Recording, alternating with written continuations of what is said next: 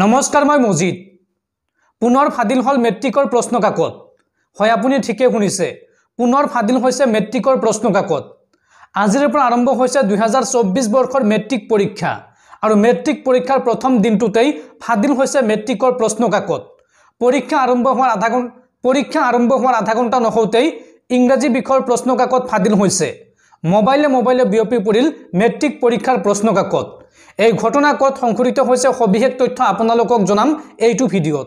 খুব এটা গুৰুত্বপূৰ্ণ ভিডিঅ আপোনালোকে ভিডিঅটো একলৈকে চাই থাকক আৰু যদি তালৈকে এইটো ভিডিঅত লাইক কৰা নাই তেন্তে এতিয়াই ভিডিঅটোত এটা লাইক কৰি দিয়ক আৰু চেনেলটো সাবস্ক্ৰাইব কৰি ৰাখক তো বন্ধুসকল বলক আমি ভালদৰে জানি লওঁ মেট্ৰিক পৰীক্ষাৰ প্ৰশ্ন কাকত কোনে ফাদিল কৰিছে কত এই ভয়ংকৰ ঘটনা সংঘটিত হৈছে মেট্ৰিক পৰীক্ষাৰ প্ৰথম দিনাই ফাদিল হল ইংৰাজী বিষয়ৰ প্ৰশ্ন কাকত পৰীক্ষা আৰম্ভ হোৱাৰ লগেই মোবাইলে ভাইৰেল হল প্ৰশ্ন কাকত এজন শিক্ষকে এই প্ৰশ্ন কাকত ফাদিল কৰাৰ সন্দেহ মেট্ৰিক পৰীক্ষাৰ প্ৰথম দিনাই ফাদিল হল মেট্ৰিকৰ প্ৰশ্ন কাকত কাছাৰত প্ৰশ্ন কাকত ফাদিল হোৱাৰ গুৰুতৰ অভিযোগ উত্থাপন হৈছে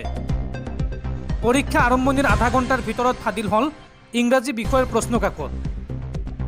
সোশ্যাল মিডিয়াত ভাইৰেল ইংৰাজী বিষয়ৰ প্ৰশ্ন কাকত